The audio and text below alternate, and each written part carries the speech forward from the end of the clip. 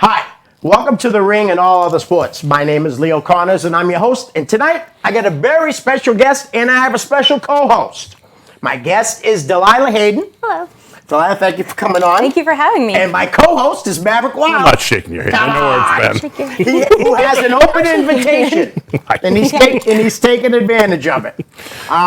Let's get right into it, Delilah. You know, a lot of people are watching because they think there's going to be all kinds of stuff, but this is a friendly, fun conversation. Right. Where'd you grow up? I was born in Newton, Massachusetts, and I moved when I was little to West Roxbury, where I still currently reside with my parents. Great. When did you first see pro wrestling? So, it's actually really funny. The first time I ever watched pro wrestling was after I went and saw The Mummy Returns. Okay. And I saw The Rock as the Scorpion King, and for some reason I was just like, who's that guy? And then it's like The Rock. I'm like, that's not a name. Even though as a child, I'm like, that's not a name. Right. So I looked him up, and like as the limited version of internet that existed when I was a kid, and I was like, oh, he's a professional wrestler. You know, I've heard about wrestling. Why don't I watch it? And it was the program, it was like post-Royal Rumble, going into WrestleMania 18 when The Rock was taking on Hogan. All of a sudden, just that storyline sucked me in. And then the whole, Triple H and Stephanie are going to renew their vows on Monday night. I'm like, wait, what? And that was it. Wow. Nice. When did you go to your first show? So the first show I actually went to was an independent show after I started watching wrestling all the time. Like, my dad would tape it for me because it would go way past my bedtime. Boy, that must have been a big letdown. It was fine. But it was called WWA, World Wrestling Alliance, I believe. Sparta? WWA? Probably the Mike Sparta version, yes. Okay. Yeah, this one, first one I went to was out of Watertown, probably a room not too much bigger than this studio. Right. And there wasn't that many people in the audience, maybe 50 of us. And I was with both my parents and my little sister. Yeah. And I met Killer Kowalski for the first time, and I have an autographed picture of him hanging on my wall to me and my sister. I met Virgil, Short Sleeve Sampson, who I ended up reconnecting with later when I did start to How wrestle. much did Virgil charge you for your autograph? I was 10. I don't know what he charged my parents. 50 then. But it's a little Polaroid of him with me. He's got me in a headlock, and he picked up my little sister for like a slam. Short Sleeve Sampson picked both of us up too, and I think that's kind of why he's like, hey, wait, you're a little guy picking up the little girl. Right. And in the main, I didn't know who anybody was. I met Hueva Guerrera, and I saw Magnum and Vinny, and I feel bad because I butcher his last name every time I say it. Marselia. I usually butcher it too, but he and Magnum was like the first time I saw their match together. I believe I would see it again like years later. Right. And I think they did the circuit. It was always great. And at the end, Balls Mahoney comes out and just beats people up. This is all he did the whole show. Came in, swung a chair. Everyone starts chanting, "He's got the biggest balls of them all." His music. And little 10, 11-year-old me was like, I don't know who these people are. Right. But all I knew is it was entertaining, it was fun, and in my mind, the WWE was the only thing that existed and owned, WWF then owned everything, and maybe they just rented people out to smaller halls, like maybe the people who weren't as popular. Yeah. Except for Killer Kowalski, who had a, again, little kid me had a conversation with him. He's like, oh yeah, and I train these people and these. I'm like, I was like, oh, you're a teacher. I was a child. He was a great guy, though. Yes. I mean, he was so nice to everyone. I must have met him like 15, 20 times at shows, and he just was so nice. Always so welcoming to anyone that would go up to him, It was really cool. Tell us about your first match. So my first match, I originally started being a manager, and I didn't know if I wanted to get in because I was a little nervous. My first match was a 3-on-3 mixed tag match because when I first started and I started in WWE, there were no gender boundaries. It also didn't help that there really weren't any girls. Right. And I was nervous because one of the moves that the guy did was a jumping stomp from the second rope. And here I am thinking he's about to jump on me and crush my ribs. And he's like, no, I jump, I partly land, and I roll with it. It looks more devastating. But still, I was nervous, but it ended up going perfectly fine. My team got the win. I was like, oh, nice. Yay! Now, was that for WAW? Mm-hmm. Okay. We're going to be talking about a lot about that because there's been a lot of controversy over the last few days. Besides WAW, what other companies did you work for? Maybe, how long did you first, let me rephrase this. You wrestled for WAW first, but how long before you wrestled for any other companies? Up until this past June. Okay. But as far as other companies, I started traveling in about 2015. Okay. And what were the companies? So I started out in this company, Nova Promotions. It was run by Adam Santos. He was a promoter out of Maine, but he was running out of the first chop shop in Rhode Island. Okay. and it was through a bunch of people. That's actually where I met Derek Simonetti, and I met the SOG for the first time. Yep. I met like Ronnie. all those people. Yeah. And then one person in the chop shop saw me, was like, hey, there's this other promotion that runs in here called MAW.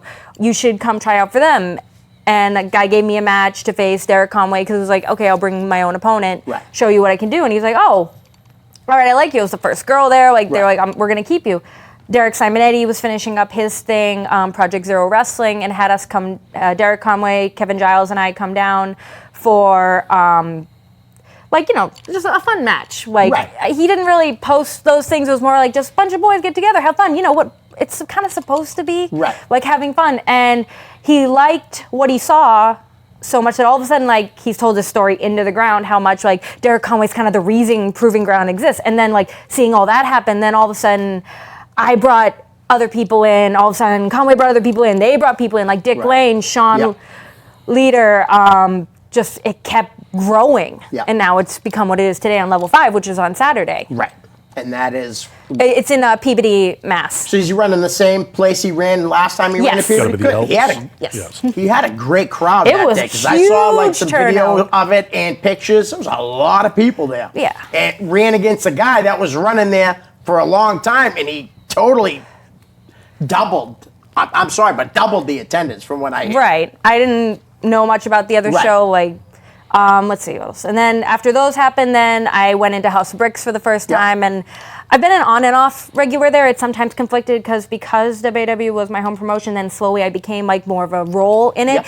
I had to prioritize as much as a lot of people didn't like that, and they're like, "You should be going where this is. You have that ability. Why don't you go?" And I was Yep. like, this is my home, this is where I'm starting, this is what I'm trying to elevate and get rid of the negative stereotype that had been there that people before me had caused. Right. So I was like, I want to fix this. House of Bricks, then I went to, NCW picked me up primarily to manage and to be Dick Lane's fiance. Yep. And then we had a wedding that Steve the Turtle ruined, and that Steve the Turtle Yep. became the uncontrolled and basically became Pennywise in a black cowboy hat and forced choke slam me in our wedding dress and everything. Wow. Everything went everywhere.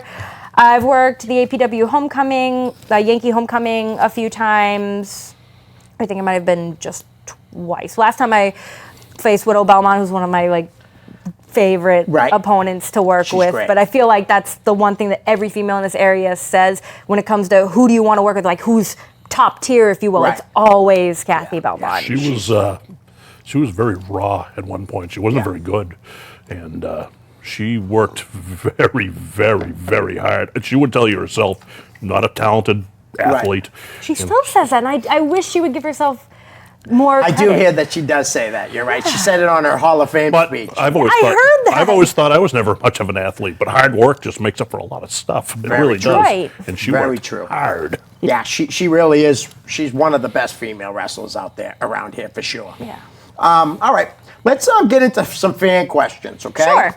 Sonny Goodspeed says, my question, by the way, is I want to play outside linebacker for the Patriots, not for a living or anything, 1 or 2 games. How do you suggest I go about achieving that?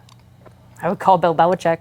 Yeah, maybe Brady, right? Brady. One of those guys? He's got a clothing line now. It's being store on Newbury Street. I saw Does the he other really? day. Tom Yeah. Brady does? Yeah, he has a clothing line. Being a apparently. co-star on a cooking show probably doesn't help. To be Yeah, an I don't outside think it's. linebacker. Did you see what he did on one of the episodes? No, I In didn't. the middle of the episode, he said, I gotta go pee.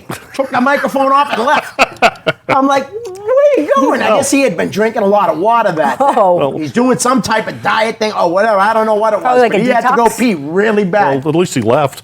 It was hilarious, though. All right.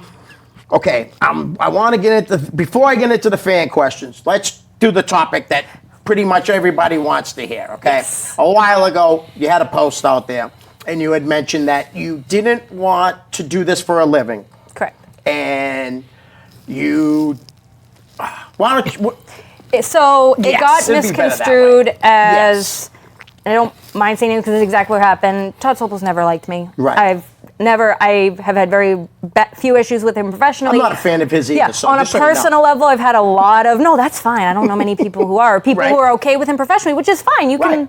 oh, Yeah, he likes him. I thought you raising your hand like, No, I I was get like, along oh, with okay. Todd very well, He does. He actually. gets along with him, and that's fine. Like, you can get along with people professionally and still Right. not care for who they are as a person. You do your job at the end of the day. You Yeah. may not like everyone you work with, but at the end of the day, like, if someone's, in his case, when he was a promoter, like if that's your manager, you do what they ask. Right. If they're your coworker, you do what you do to get the job done, no matter how you feel. Right. So I responded to the post because there was an app going around called Profoundly, and it was people could submit anonymous stuff. Yes. And Oh, that's poor where, girls. oh my God, the Yeah. amount of things people would say to me on there. But I answered them every time because it's like, all right, I'm going to let you figure out if I'm telling the truth or not. Right. And what happened was he interpreted what I said as that I was saying I was too good for training, which is in no way, shape, or form true. I would never say that I'm too good for training. I Right. understand that I've never formally enrolled in wrestling school. Right. Because at the time when I started, I had just turned 18. I was working 2 part-time jobs and putting myself through college. Right. And the only thing I had was WAW on Saturdays. And I initially, I'm not going to lie, I thought it was just going to be like a little passing thing. And then one Right. time, I'd stop and whatnot. Because again, I was like, oh, I'll do this for a while, I'll graduate. And then all of a sudden I had more and more interest in it. And so we had some guys who were wrestlers in the area, Rob Vituli, Yeah. Mike Canning, who was Enigma. They were the sideshow together. And then I feel bad because I forget his last name. His name's Sean, and he was a giant, tall man. He worked under the name Stalker. Okay. And Rob Tuttle was coming up to like referee and help out. Yep. So I've known Tuttle since 2008. Rob's a great guy. Sorry, 2008. And picked us up one day. It was like me, my boyfriend at the time, and 2 other guys in WAW. And they brought us to this place it was either Malden or Everett. It was like the 3rd floor of the building, tiny room. Again, not much bigger than here. It was Right. a short ring to the ground, and ran drills with us for a while. He's like, you guys want to get better? We can only help you do so much through our years of experience. Right. But if you want to do this for a living, this is how you go. This is how you get to like chaotic level promotions. And I was like, okay. But then with my schedule, I couldn't enroll all the time. I didn't have money because again, I was 18, going through the college years, working. And I would pick up seminars when I could. Good. Like That's good. My favorite one to this day has been the Bob Evans seminar. Yeah. Bob is a wonderful person. He's the first person to ever tell me there's nothing wrong with doing this and staying at one level. Right. Like there's nothing wrong with doing this for a hobby. There's nothing wrong with doing this for fun because that's what wrestling's supposed to be. Right. If you want to be that person to make it to the WWE, this is how you have to do it. It's exactly what I would tell anybody who wants to go to the WWE. Right. Like, all right, here's all the schools in the area. Here's places you can go. Yep. But I guess at the same time, like, I've never lied about where I came from. I never hid that I was from WWE. And I had people tell me to do that. When I started getting more bookings and then when I started going to like Elkmania promotions, I went to Maine, they're like, don't say where you came from. I'm like, why am I going to lie about that? Right. If you do one YouTube search about me, that's where gonna come 90% of my content is. Yeah, you could have got away with that in the 80s and 90s, but I mean, But not today, exactly. you know, And I gotta, as soon as it's on- I gotta commend as you soon for as that it's on because tape. honestly, like you could have done that and said it, but people would have found out. So that's Right. good that you didn't do that. So yeah, and it's not always where you start; it's where you end up. And Right. Even if that's just you just want to do it on the side. I never wanted to make a living at it. Right. Well, a couple of times, and then something would go wrong, and I said, "Screw this! I don't want to make a living at this anymore." So, Yep. but but it's fine to be at that level. It's just when people see statements like however misconstrued it was, Right. I don't if they read as I don't think I need training, I'm too good. No, that's going to set people off because Right. there's a lot of people who are involved in this that have put so much time and so much energy, Yes. and even if they're themselves are just weekend warriors, they put a lot of effort into it. And Oh, yeah. if they hear something like that, it kind of goes straight up their backside. So yeah, and I'm not even in the business, and I read it, and you can read things 2 ways Yeah. whenever you read something, and I read it the harsh way. Yeah. Right. Do you know what I mean? And as a fan, I was turned off by it. But then you reached out and said, if you want to talk to me, and we talked right away. But then again, Right, you're telling me it came out on that Profoundly thing, and I remember I didn't even know you, and I'm watching some of those horrible things be put on Yeah. this Oh, thing. yeah. And that I'm was like, ridiculous. I didn't know you, and I'm like, shut your mouth. What is wrong with you people? Right. Right. I was like, all right, if you're gonna send this to me anonymously, I'll entertain it. If I'm giving you the true answer or not, Yep. that's up to you. Like, Right. And like I said, like I do seminars when I can. I've never claimed to be the best. But I'm also one of those people who I'm a very hands-on person. I'm a very Okay. learn in the moment Right. person. I think it was either a match I had, I believe it was a showcase, one of the first matches I had there. There was some kind of a botch. Yeah. And it was something like I had never done, but I was told by the vet planning the match, oh, you should do this. No, you're gonna do this. And I'm Right. like, even though I was like, all right, wait, I'm never.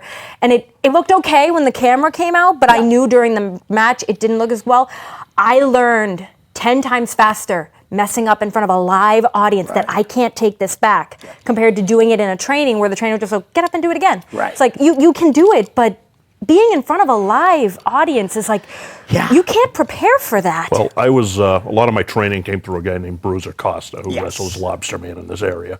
And he spent a lot of time in the Vancouver territory. Yep. And, yeah, I know, I'm old.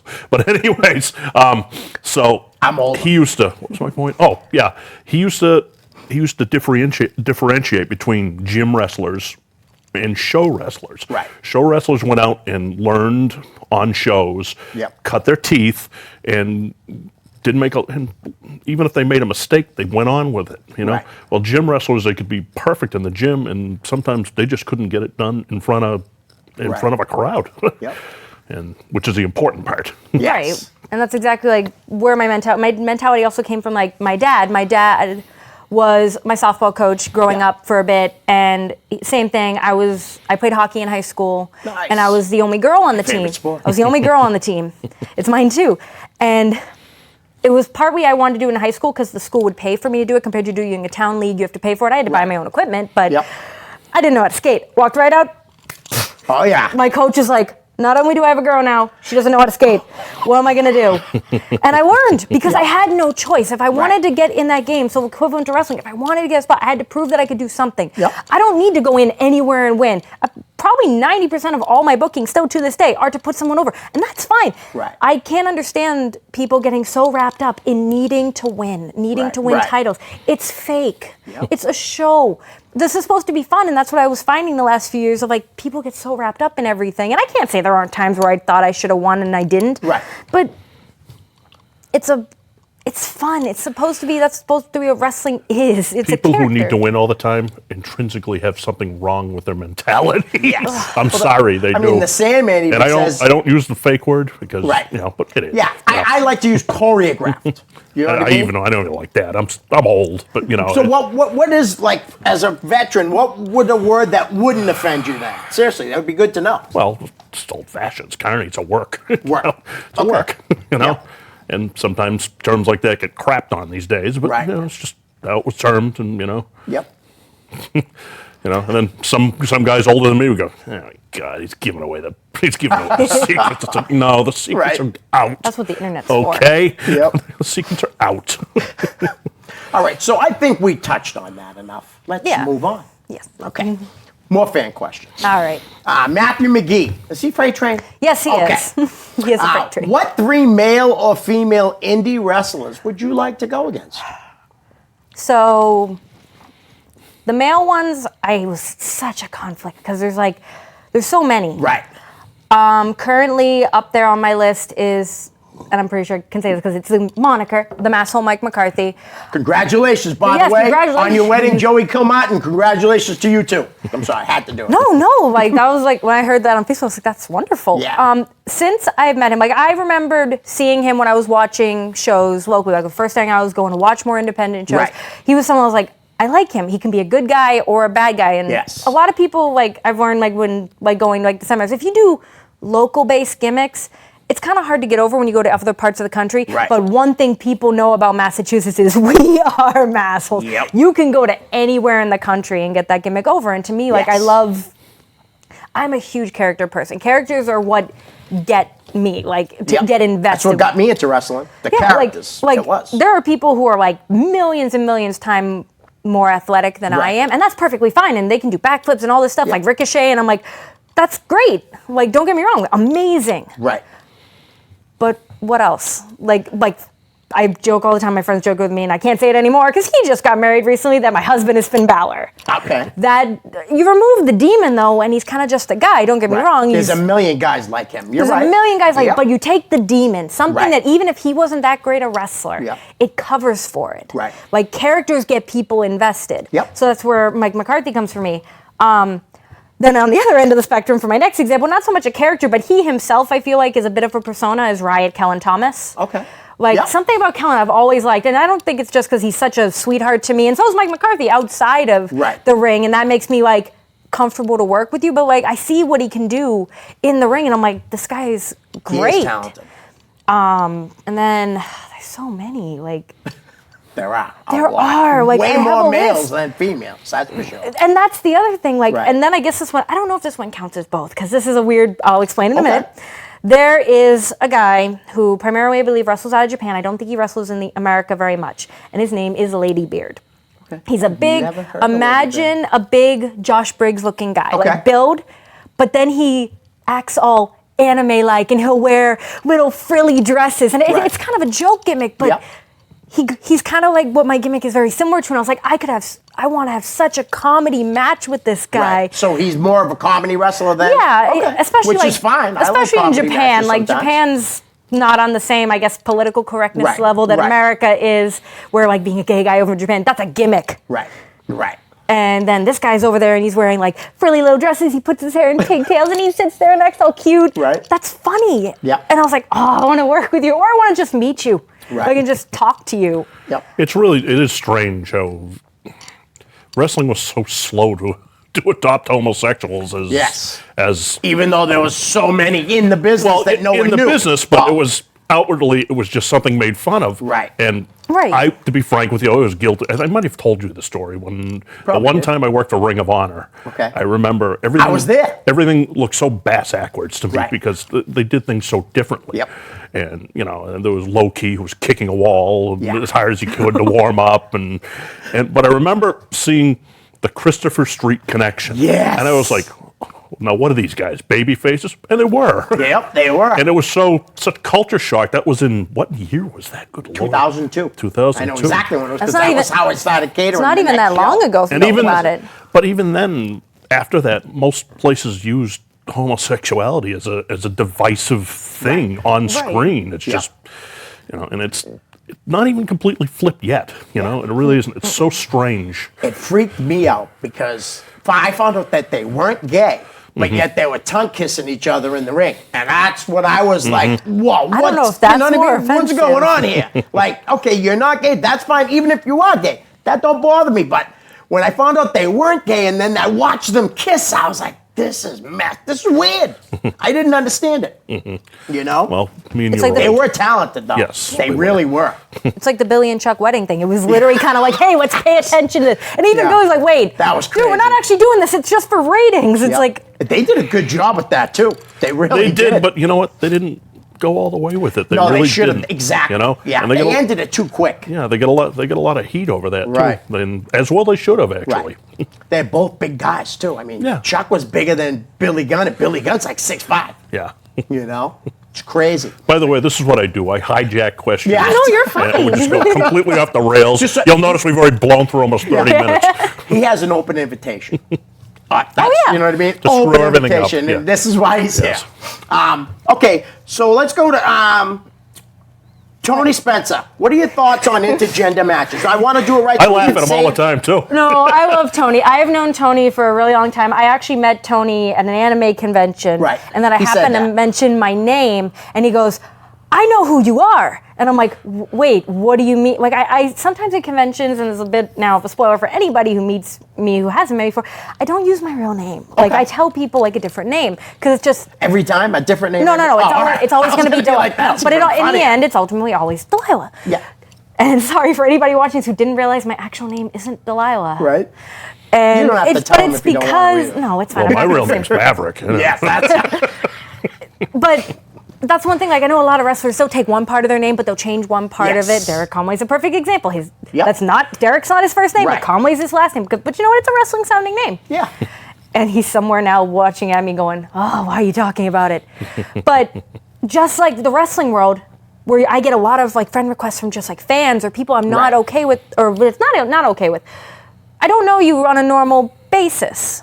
They try to friend request me, fans try to friend request my personal page because they find me through other wrestlers who add everybody. I'm like, Yes. yup, go over here. Same thing with the convention scene. You'll get a lot of people who are just like, oh, I see you, I see you tagged in a picture. I'm gonna friend request you. Right. And I happen to mention, and Tony knew that name, and I'm like, he goes, oh, and at the time this was the case, he's like, I wrestle with Todd Sopel. I was like, I know that name. Right. And he was like, okay, because at the time, like, I didn't have any issues with Todd at that point, but I was like, okay, I knew Todd started in WWE like years ago, but he was no longer there, and there was some kind of issue that happened, but it was like, it was none of my business at the time. Right. So I was like, all right, cool. And then Tony, I just started talking from there. Then I found out he was friends with Simonetti. Yeah. And it just evolved from there. Tony's one of the people I go to like all the time. Like I love working with Tony. Nice. His only complaint to me is like, oh, the goose eggs you lay in though. And I'm like, he's like, but it's okay. I would rather have it look real. You love working with that clown? I trained that trained clown. him. He told me. He trained him. That's why I was waiting for my chance to be like, you trained Tony. He told me the first thing I should say to you is, how about that Tony Spencer fucking, huh? I figured it would be, how about that Maverick? You set me on fire twice. Oh, no, he told me to ask about the fire story. This is the perfect time to ask Mav's question, okay? How do you deal with the creepers? Yeah, in fact, you're going into the conventions and stuff. I Yeah. don't even have one. Now it's almost two parts. One, how do you deal with the creeps? Yeah. And then two, is there a creep factor with these conventions? Well, There I'm is. sure there has to. So Yeah, people, like, I realize people are trying to fix the nerd stereotype a lot and be like, oh, nerds aren't always the people who live in their basement or never Right, right. come out except for these things. It's like, yes, they are. Not everybody. Don't get me wrong. Yeah. Not everybody. And it's not just guys. Yep. There are girls too, so I Right. can't say it's just males. There's females too. I've probably been harassed by just as many females as I Right. have males. and And it's fine if they're trying to like hit on me, and it's like like especially when it's come to the girls, like I don't swing, like thank you, but like I'll just kind of I'm that person who sits See, there and smiles and nods. and, Now, as a male wrestler, the only time I ever got it was when I was about 120 pounds lighter, and I would get these occasionally weird hit-ups, and you remember the social media wasn't Right. what it was. Yeah, it was very bad at the beginning. But they'd still find me. And I was Yeah. like, and it was just, each their own, but it was completely off-putting, and Right. I didn't know how to handle it at all. But at least I only had to handle it once every 2 or 3 months. Yeah. I can't imagine. Yeah, it's got to be My almost own daughter at one daily point thing. Yeah. expressed some interest in getting into professional wrestling, and I went, Yeah. Dead mode, foot Yeah, I down. wouldn't want. Foot is I down. love wrestling, but I wouldn't want my youngest, to be in wrestling, or my older daughter. But she's 33. She never really was into wrestling at all. No. Sarah at least liked it. a I little. wouldn't mind it as much now. It's Right. changed enough, but Yeah. it's still, There's still room for concern. yeah. Yeah. Oh, definitely. Especially with Tony's question, when it comes to intergender matches, there are Right. people like there are very few people in the New England area that I'll say no to. There's really only like 2 Yeah. that I will straight out say I will not work with this person. I try not to be that person because I Right. wouldn't want someone to be that way with me if they've never worked Yep. with me. But if there are people that you've watched them physically like hurt people, and you're Right. just like, no, thank you. Don't worry, we all have our own list. But like, there are intergender people. Like, I can't say I've never been groped during a match. That'd be a lie. I don't know if people did it on purpose or an Right. accident, but Right. it's sometimes hard to work around. Like, if you know that you need to go behind someone to walk up, and you by chance skim, what am I gonna say? Right. No, am I I hear gonna ya. stop the middle of the match and Now, start did a it- fight over it? Not to make this really sensitive, but did it happen intentionally at any point? I think there were some times it Really? did happen intentionally, and I didn't say anything. I Yep. just, luckily, it was only the one match, and I should have at the time, but I was maybe, when it happened, maybe 20. I've was never still been young. into intergender matches. I've never Right. really liked them too much. And when I ran my own wrestling school, I was very cautious when I was training women. Right. And in fact, I remember I would never train anybody under 18. I broke the rule once, and it was a girl, and I made her mother come to every training practice so she would see Smart. nothing was going. Right. You know. No, I it's just- I perfectly didn't That's want- smart. It's Covering your understandable. ass. Yeah, I just, know? and yeah, I mean, it just, yeah, I just, Yeah. I've just been okay with them because that's all I've pretty much ever known. I've rarely worked with girls. And I have worked with some, like I said, I worked with Kathy, I worked Yep. with Izana, Yep. I've worked with Vanity Vixen, and like there's a few, and like, there's more than that, but there are Right. some times where I've had matches with girls and they were not into it. See- They're like, all we have to do is like flip our hair, fall down, do this, and I'm like, I don't want to do that. That's always been the killer. Yeah. As much as I don't like it in gender matches, the problem is just the ratio of men to women involved in it. It's Right. high, it's a little less skewed now, but it was probably about 20-1, if not Right. more. Right. And you really didn't have a lot of options. Yep. Now, you never worked with that person, whoever you thought maybe was that. You never worked with them No. again, right? Good. And I hope you never do. Yeah. You No, know, I don't make- think make they sure you wrestle tell anymore. them I don't to think they promote it. wrestle anymore. No, Really? I don't think they do. Okay. They were Well, around no very offense if they're briefly. doing that in the ring to you. They weren't wrestling to begin with. Exactly. Right. You're right. And they're creeps that, you know what I mean, that are trying to cop a feel. Yeah, it's- All right. So I'm trying to get because we have a lot of other stuff. Yeah, I'm let's get probably not going to get through all the fan questions. we'll so try. how about Dave Delafontaine, who shares all my shows all the time? When did you That's true. first decide? Did I say it right? Yep. No, and Dave Destro's his ring name. Oh, Dave Destro. Okay. When did you first decide you wanted to be a pro wrestler? What are your future goals? You already kind of said when you were little, you kind of knew you wanted to try it. So I fell out of wrestling a bit when I was in high school. Like I was trying to watch it all the time, but in addition to the fall season, I didn't have a sport because I didn't want to get hurt before hockey. Right. The athletic director tried to recruit me for volleyball or soccer, and I was just like, look, I'm not interested. I want to be there for hockey. And then for softball, I was on the varsity team all 4 years. My son was the same way. Baseball, he didn't want to get hurt doing anything else. Yeah, so it was like there were kids who would be all year athletes. Yeah. And I was like, I'm good with these two. Yep. And I was also in a lot of honors classes, so the amount of homework I had plus Ooh, practice. look at me, I'm smart. Yeah, I know, right? I was in a lot of You're in honor between classes. two dummies right now. Yeah. To be fair, it was really only like English based and creative writing. Yeah. I can't do math. I'm very Right. bad at math. I can do like percentages and fractions, but give me like algebra and I'm like, Yeah. like the only reason I didn't take honors English senior year is the teacher was kind of like a bully and Yeah. it picked on me. So I was like, I'm good working with you. I'll just Right. go be in the normal English class, even though I was like, oh, why am I here? I got a call from this kid I knew who was debuting in WWE, and he's like, hey, you should come up to Manchester and watch my match.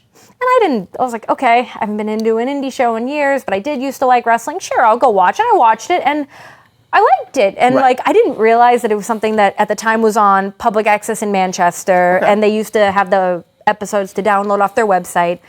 And I got up at one point, I'm filming it for him, and I walked to the side of the camera, just the guy who's doing camera kind of looking at me, because they didn't say anything Right. before the show, rules. Yep. And I was like, okay. And I jump into all these mid stories that I'm like, I have no idea who any of these guys are.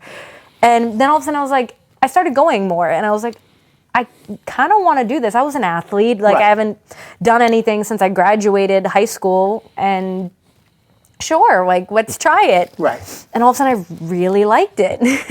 That's That was cool. kind of just how it started. It was just one day, I'm gonna try this. I really like this, and then Nice. it just progressed. And a lot of people hate that I say this, but I don't. I think my career is more towards the end than it is the beginning. Right. And don't get me wrong, I respect every woman who can do this, but once I have kids, Yeah. that's it. Right. I I've understand. wanted kids for so long, but I want to be ready. No, I can't. I don't want to tell an entire story and talk over you about. No, I'm going to tell it anyways. Oh, no. Good. So, my wife is actually here, Yes. watching this. So, because we have 2 children, and I'll try and make this as quick as possible. So, one night I was wrestling in Dover, New Hampshire, and I did a half-an-hour match with somebody, and I was supposed to go out in a battle royal later and get thrown over the top rope by the kid I just beaten. Typical standard Yeah, fare. right. Well, I started coughing when I got to the backstage, and I'm like, it'll pass. And I was in really, really good shape at that point. Right. Well, 10 minutes later, I'm coughing up blood, and they're hauling me out of the place. I thought I'd broken a rib. What I had was walking pneumonia. Wow. So, of course, I'm a dummy. 2 weeks later, I'm back. You're back in the ring. I wrestled up in Conway, New Hampshire, did 2 matches, and I'm driving home, and I had a gallon of water, and I'm Yeah. driving home, and I'm gunning water, and I feel kind of weird, and then I realized after 2.5 hours of driving, I don't have to pee. So it turns out I got pulled over in Peterborough, New Hampshire on the way home, Yeah. and they thought I was drunk, and the cop actually reached in, and they felt my head as you're burning up. And I made some excuse, like I was going to stop on the way home, and, Right. So then I got home and was to the hospital. There's an ice bath involved, and that was how I missed my daughter's first birthday. So yeah, my wife made a rule. No Appropriately wrestling so. around on the No birthdays. wrestling around the birthdays. Yep. Smart, Modale. yeah. Very smart. So you want to have children someday. That's And good. there's tons of women I know, especially in wrestling, who have the kids and then they go right back. Right. And I respect them. Just that's not something I want Right. personally. I've been learning behind the scenes production stuff. I edit shows and I put stuff together on my own. where I can learn to do, I can still be involved and do like the back end production stuff. I don't Right. need to step in. I can't 100% say I'll never step in a ring again after I have kids. Maybe when they're older and they can be like, hey, you want to see mommy do something cool tonight? And go in and do something and be like, see, look, I told you I could do that. Yeah. Well, that's Look, cool kids, because. watch mommy break a hip. Exactly. Right. The one time I go in and again, it's like, ah. But it is cool because there are other things you can do. You know what I mean? You could help, and you have friends that are running companies, so you can actually help them in all kinds of ways. So that's awesome. All right. So let's see. Greg Blanchard, best convention you've ever been to? Anime Boston, hands down. It's the Yeah. first one I've ever gone to. It's the one I look forward to every year. It is the one weekend out of the year that no matter what I've been offered booking-wise, I will turn it down Right. for Anime Boston. I've never been offered anything major. Technically the Thursday I checked in the room, I was offered on one of the XWA Thursday throwdowns, Yep. but it was like a last minute, hey, Jose was like, I have control for 2 weeks. I want you guys to come in. It was like that Thursday. It was like, no, the following Thursday we went and we're Right. both on the. Now on my Tony own goes show. to these, and they just offered to tow his car away.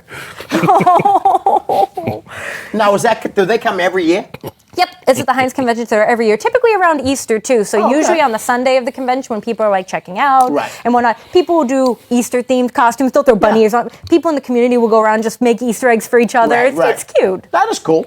All right, let's see. Before we get to Todd Graham's question, which everybody Is the pretty one. much wants to know, I'm just trying to look over these real quick. All right, let's see. Dan Boley, who always is a good friend of mine, what do you think are the pros and cons of social media when it comes to the wrestling business? Great question. That is a really good question because it kind of ties back to something we were saying earlier about Right. like people accidentally grabbing or whatnot. Social media, it's one of those things where, and when I did an internship like teaching computering class at a high school, one of the things I said when I touched on social media was, when you write something, assume it's going to be read by like 4 other people. Right. Because nowadays, no matter what you do, you can delete your post. Somebody's already screen captured. Oh, yeah, absolutely. That's why Facebook pages like Creepbusters and You Buried Yourself, it now exists. Right. They make a living off of, well, not even make a living because I'm sure it's like not a paid thing, but No, I know what you're saying, though. whatever you post, it lives forever. Yep, Like I've it very does. rarely deleted a post. The post from earlier that misconstrued, that is a perfect example of Yep. something I have deleted. Right. Most posts I leave up there, and if I say something, I know other people are going to read it. Like Yep. even if there's maybe 2 people in this world that I trust, that if I say something to just them, Yep. like it's going to stay between me and them, Right. excluding family. No, I understand. But there's only 2 people in this world that I like trust 100,000% Right. that they're not going to open their mouth. Yep. But as a pro, it's a way to share stuff about shows without actually having to flyer. And I'm not saying Right. replace flyering. I was out this weekend flyering for my show in Newton. But I learned recently because someone asked in the Chop Shop roster group for that, like, you know, a lot people who are on all the shows that run out of there, Yep. or even just a few, like, 'cause I'm only on like a few of them. Why are people not flyering? Well, apparently there's like strict rules about flyering in Rhode Island. So Oh, that's okay. why. I did not know that. Yeah, I didn't know that Rhode Island either. used to have a tough commission too at Okay. one point. Yeah. Yeah, and it was kind of like when WAW was like out of Murphy Gym, like people were like, well, why aren't you got to tell people? Right, It's like, right. well, putting up flyers kind of like I was like advised by guys who had been there from the earlier point when they had an interaction Yep. with the commission, like back in like 2002, 2003. They were like, look, stay off our radar. Yep. Here's how you stay kind of hush hush, like kind of like gave a pass. Yeah. And yeah, so like there are people I can share, like I may not know all the wrestlers in New England, but I'm part of the group. So it's like, Right. hey, just so you know, this show's coming up if you want to come watch. Or hey, like, so for example, with the show we're doing in Newton, Sabu's doing a seminar before the Yes. show. Why don't you plug that too after you Sure. talk about it? Yeah, like it's like here, hey guys, you want information? Yep. Here's how you go. And I don't Right. need to know all of you to share. Like, Absolutely. yeah, we as humans have like a very limited, like, we have 150 people we can kind of like handle as like a tribe. That's a weird word Right. to use for it.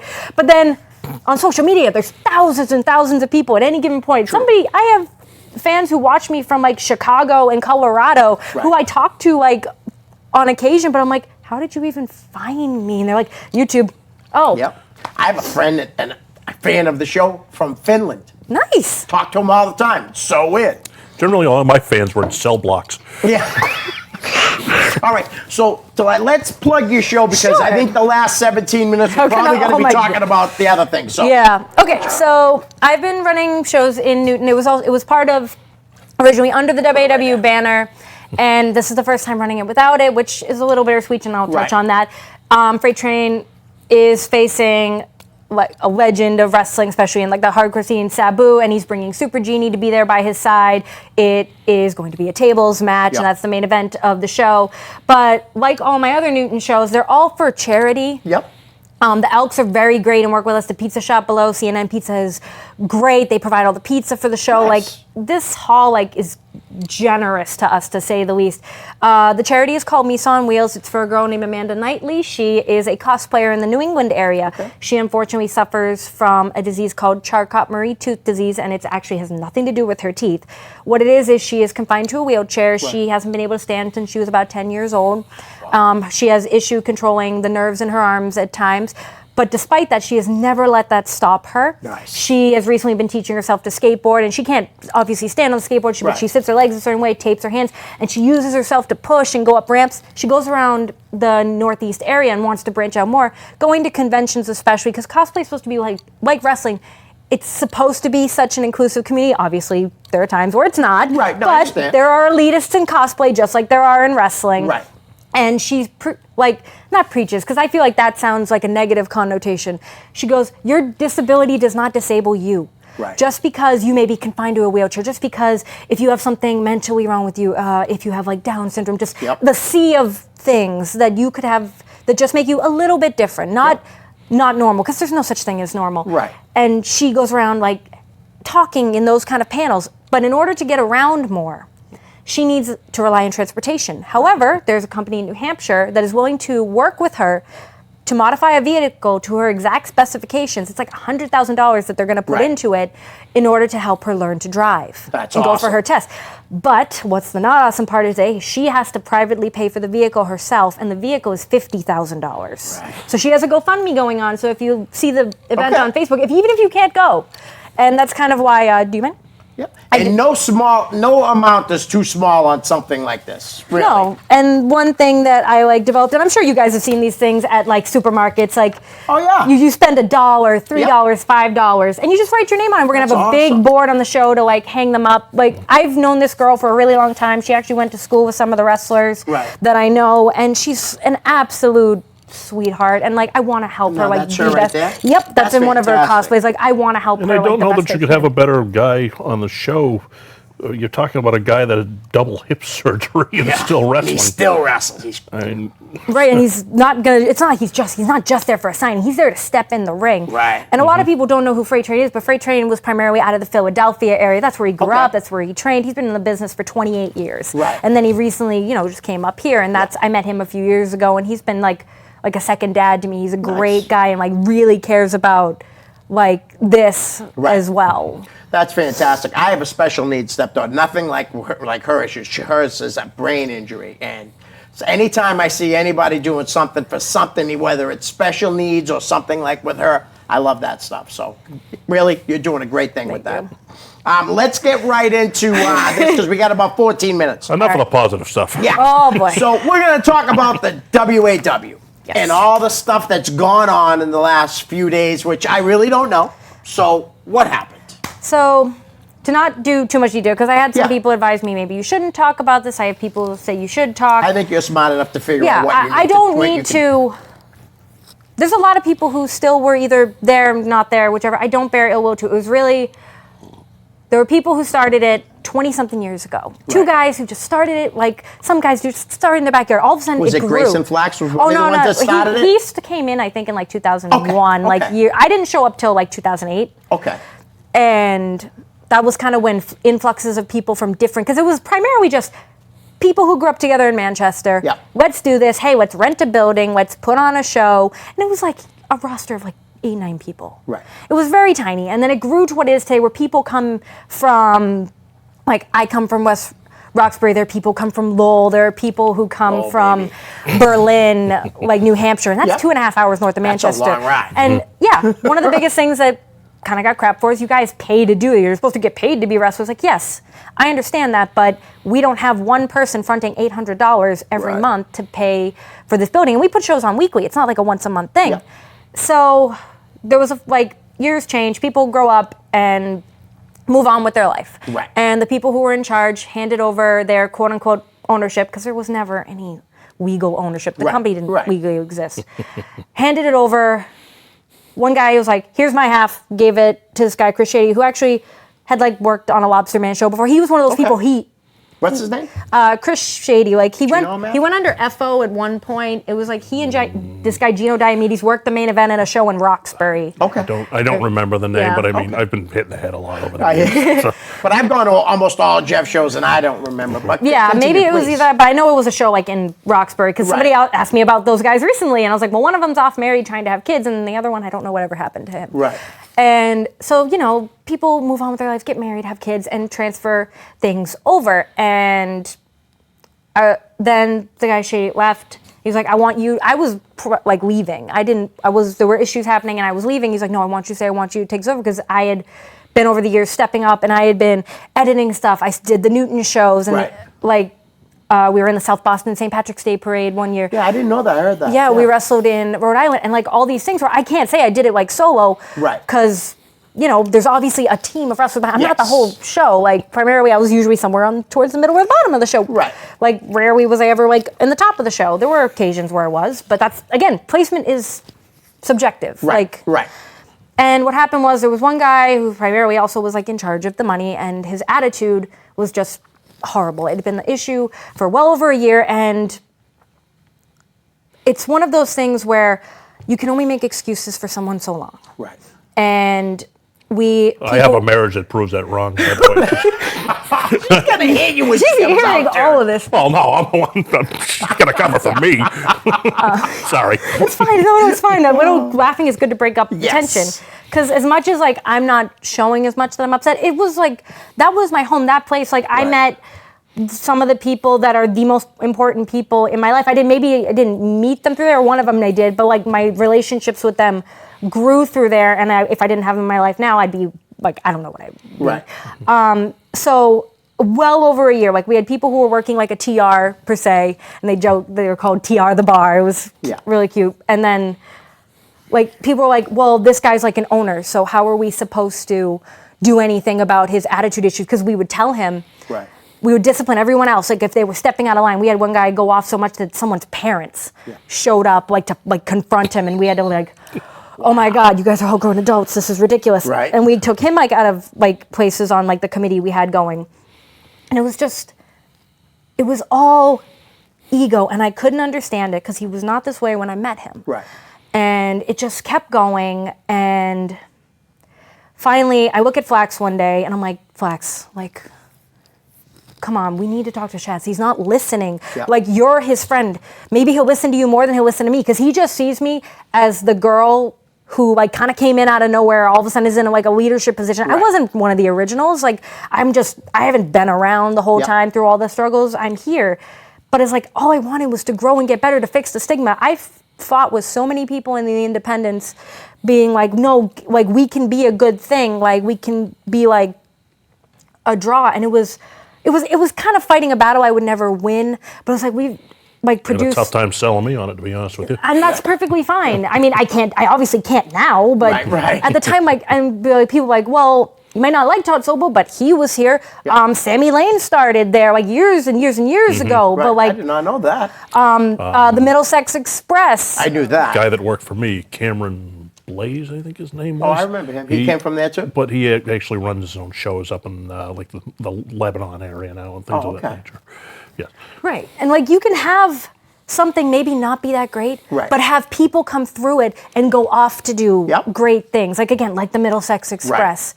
Like it was hard to then all of a sudden be like, all right, we need to seriously have this meeting because we have people wanting, because we tried to do a lot of things democratically. Sometimes it didn't work out that way, and there was flip-flops on Right. how do we do things? Does the committee handle things? Do the all handle things? And especially when it got to someone who was like the owner and he had the money. And I was like, all right, I go to Flax and I was like, we need to do something. We need to talk. And we got all the committee together one day, and the only two people on the committee we didn't tell were basically two people who were his, like Shatz's best friends. Okay. And it was mainly because we couldn't trust to tell them. Yeah. So Flex and I, we sat down, we had all this talks. It's like 2 a.m. at this point, and we finally bring it up. Right. And it became, any time you bring up an issue with anybody, it doesn't matter who it is. Right. like a boss, a coworker, anybody. They're always going to be met with, no, I'm not like that. Like, you don't understand, like this and that. Maybe why are they not coming forward themselves? It's like, well, you kind of have a habit of if somebody does come forward themselves, you kind of message them and like you kind of say you're sorry, but you also make it seem like it's their fault. It's these people don't want to talk, so it's like Flax and I kind of had to be the voices. Passive aggressive. But like here, I was like, I printed out the screen. Like I told everybody, it's like, I'm screen capping this and I'm going to show it. I'll block your picture so they don't like know. I mean, if people can decipher who you are by reading, I mean, I can't help with that. And I was very honest with everybody. I would tell them like, I'm not going to lie. Like, and it seemed like it got through. And I was very happy. And it was one of those things where we wanted him to make the decision, step away for a bit on his own.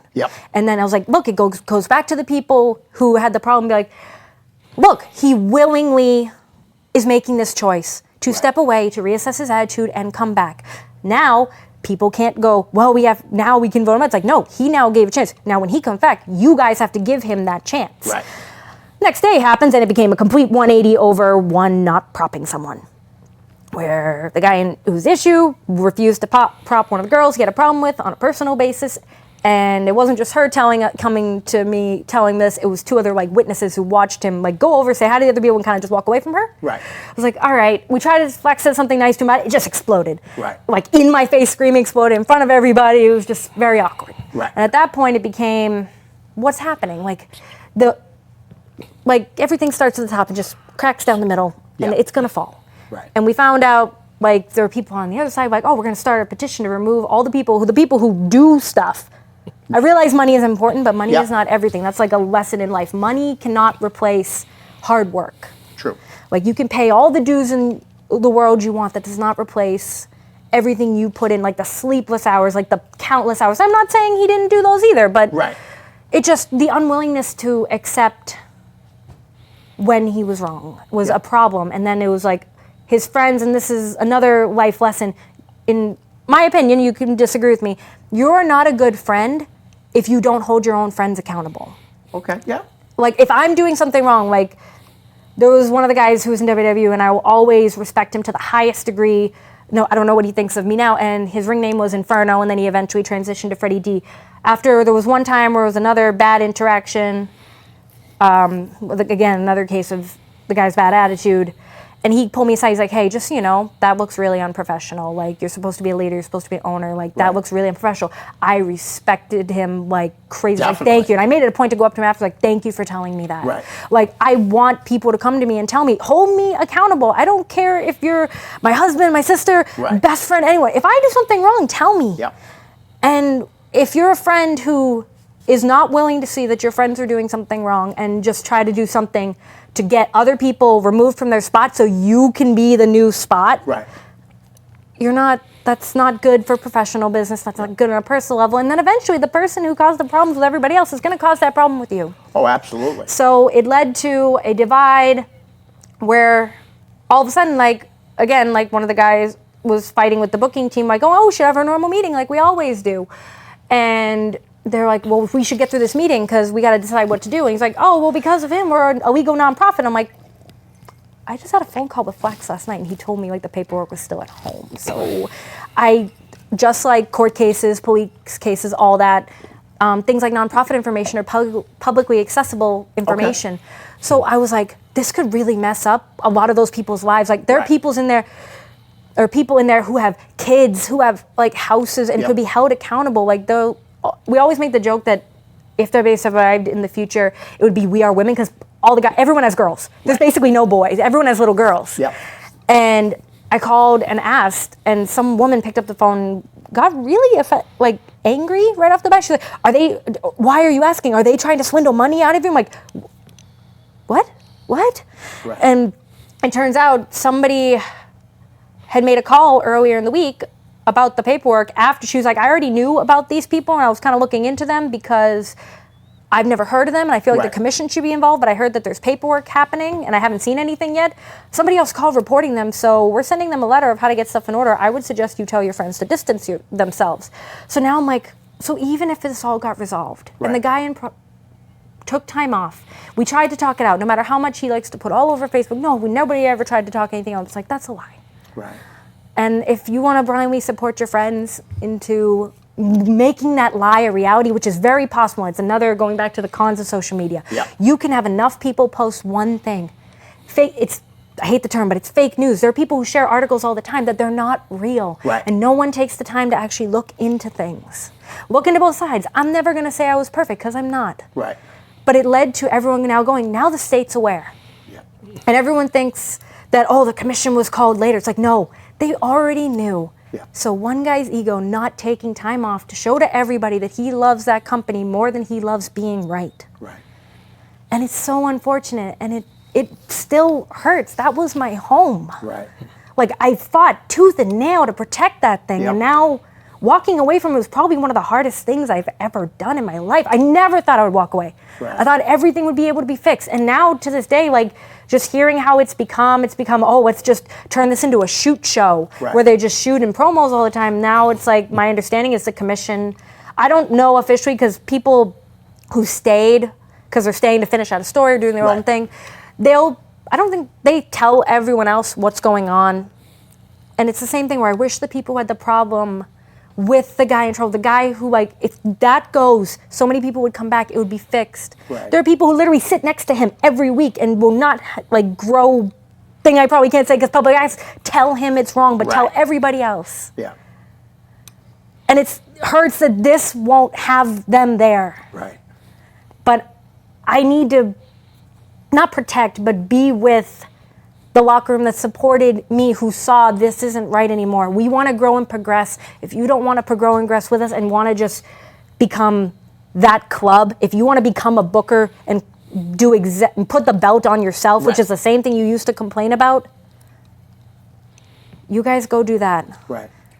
We're going to go do this. The original owners, like, kind of reached out to us and like, no, we support you guys. Go, take whatever, like, stuff you have that's intellectually yours with you. Go, let them go now work. And I think it's like in a garage in Massachusetts, because Massachusetts lacks on laws. Right. Right. Well, you got emotional, and that's I because kept it in. because you're real, though. It really meant something to you. Before we go up there, plug your show again real quick. All right, so this is in. I'll hold it up for you. Saturday, September 14th in Newton, Massachusetts, Having Sabu. There'll be a seminar happening for all skill levels of wrestlers from 3 to 5. I'll be sharing that event around the New England area. Charities Mise on Wheels. That's really all I have. I've never lied about anything. Right. I'm sure there's little white lies somewhere along the Yep. way, but when it comes to who I am as a wrestler, who I came from, and what basically destroyed my home, believe whatever side you want, but I know what's the truth. Never lied, you're not cut out for wrestling. Thank you for coming on and sharing your Thank story. you so I really much. much appreciated. Mav, thanks for coming on again. Guys, we're out. We went over. Peace.